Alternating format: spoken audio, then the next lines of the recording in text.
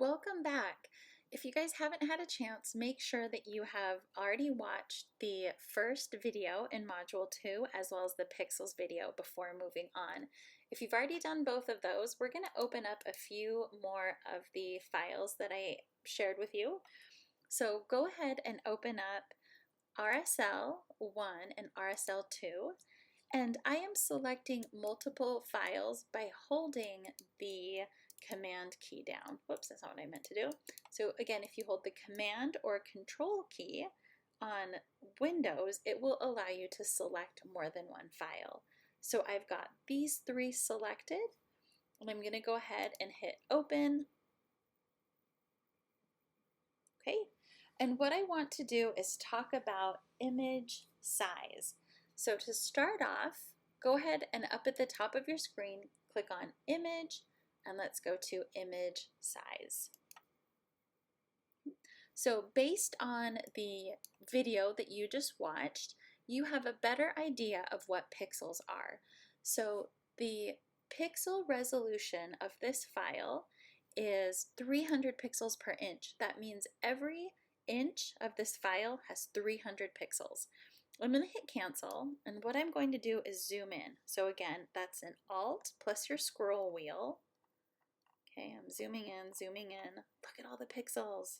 Okay, so this is zoomed in over 10,000 percentage, but that's how I can start looking at the pixels.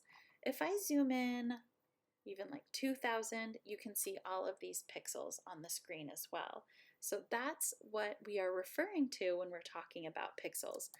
This is from a really high resolution camera that we have at the school that allows students to take pictures of their work, and you can see that it's packed in with a lot of pixels. Now, unfortunately in this class, we take a lot of our content from the internet, and internet images are only at 72 pixels per inch. So it is less than a third of the information that we have here. But we can still work with it. It's just not going to be as high of resolution. What I'd like you guys to do now is take a look at these two images, okay?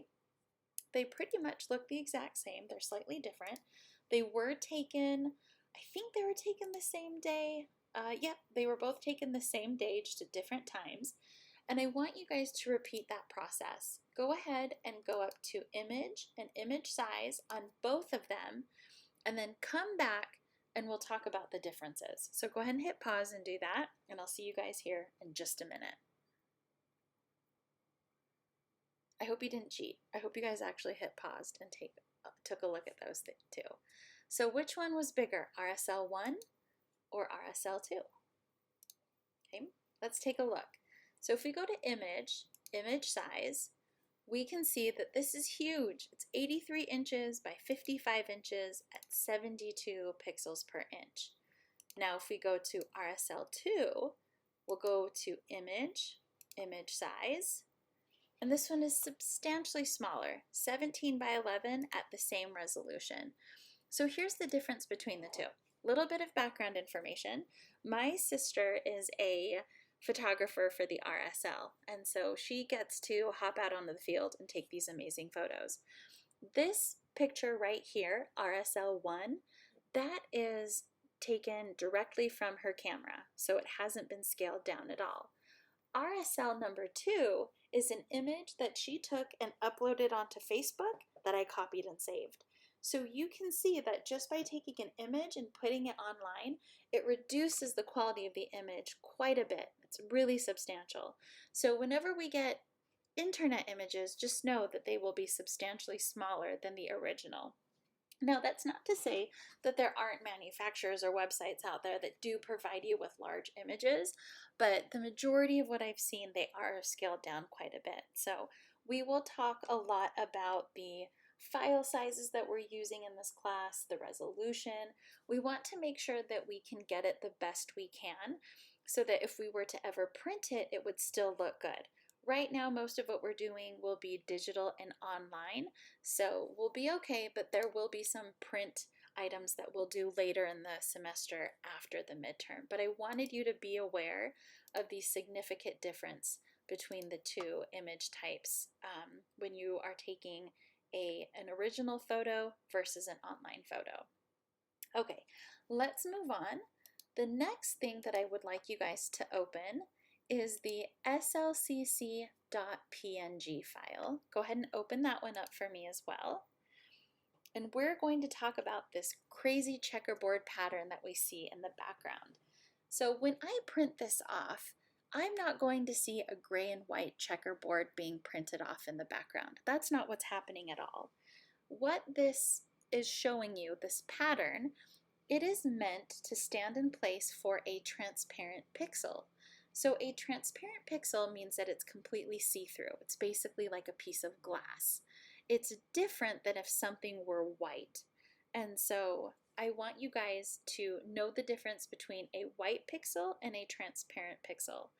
One really good example to show you guys with this is just to drag and drop it into another file. So let me show you guys how to do that. There's two different ways, and I want to drop this into the RSL1. We're going to say that SLCC is going to sponsor this. So coming back to this file here, the first way is to go, remember how I talked about Photoshop being subtle? This is one of those subtleties. You have to click over the image name. So see how if I click over the preview versus the image name, right click, two different things come up. So make sure you're right clicking over the name. Just a few options down, you'll see duplicate layer. When you click on duplicate layer, you can tell it where to go. So for example, here, I can go to, I think I said RSL1, and that's where it's going to put it. So when I click on OK, here's RSL1 and my new SLCC logo. Now, do you guys see a white background here or that weird checkerboard? You don't. That's because it's a transparent pixel. So that's the difference between a transparent pixel and a white background. So we'll be working with transparent pixels quite a bit. So I wanted to get you guys familiar with this.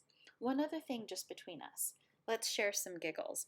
If you see a business actually post any sort of an image with this transparent background, please share it with me so we can giggle. It's something that my cousin and I like to do. She's a graphic designer. We're basically like, ha ha ha, look, they don't know what a transparent background is, and they share this with the world. So I know it's kind of a mean girl thing to do, but we need to get some laughs now that we're all going to be pros. All right, so now that we have gone over transparent pixels and image sizes, we will be that much more ready to go for our first exercise next week. Go ahead and start doing your questions for this week. A lot of the answers will be in this lecture and the previous lectures, but that should wrap it up as far as assignments and screenshots. If you guys have any questions, please let me know. And again, I hope you guys are on your way to loving Photoshop.